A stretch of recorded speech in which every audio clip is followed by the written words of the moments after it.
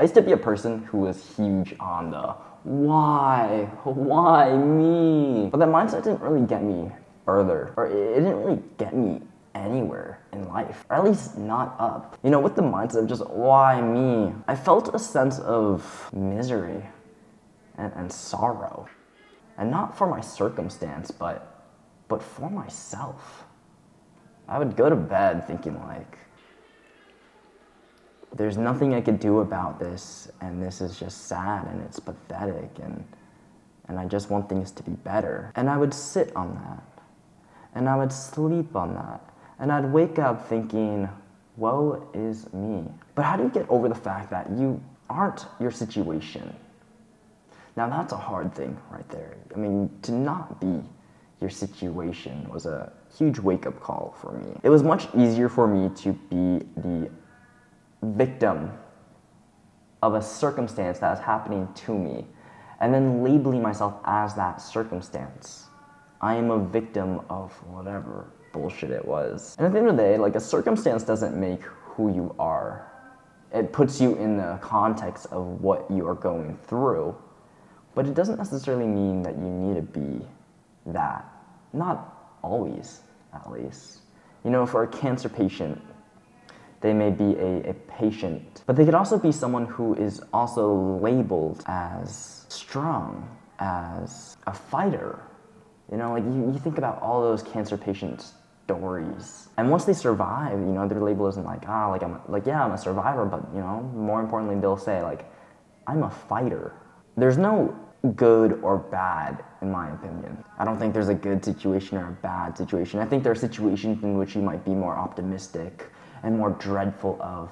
But if I were to look at this in a stoic context of everything in my life, forget the judgment, forget the morals, like, things that happen to you, they're just things. There's no good, there's no bad.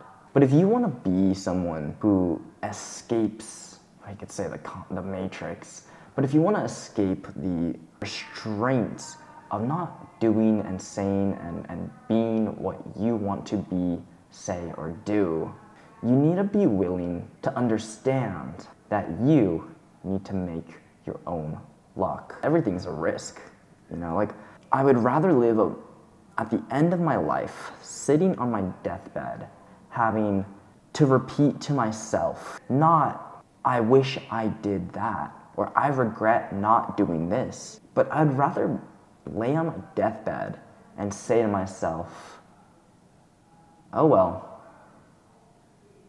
Not what if I did this, what if I did that, but oh well, you know, I tried that.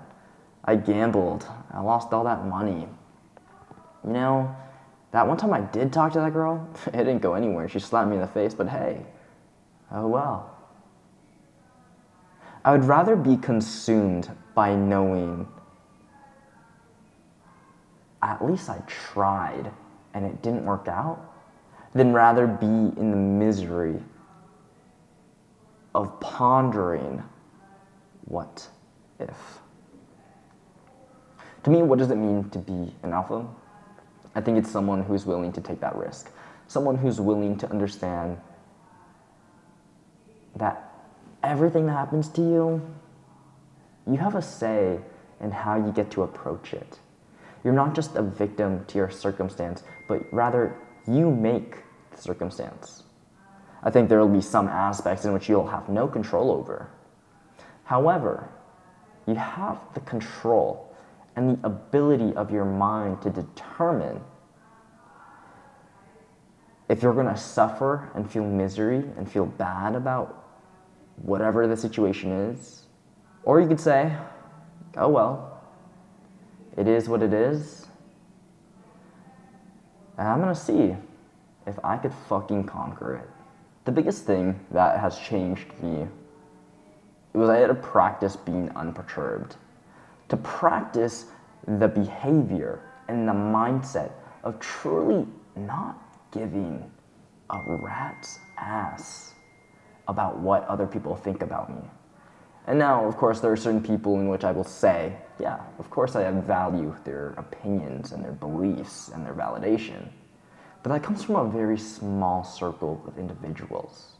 Most people will try to tell you and give you advice on how to live, but they themselves live a life of insecurity, a life of hedonism, of just pleasure and dopamine seeking. Most people will tell you how to live your life, but if you take the time and ask yourself, do I even want to become like that person? Regardless of how much money or how much older they are, do you want to be just like that person? Most of the time, at least for me, it wasn't. You'll never know if you'll succeed unless you try, unless you take that first step, unless you take action.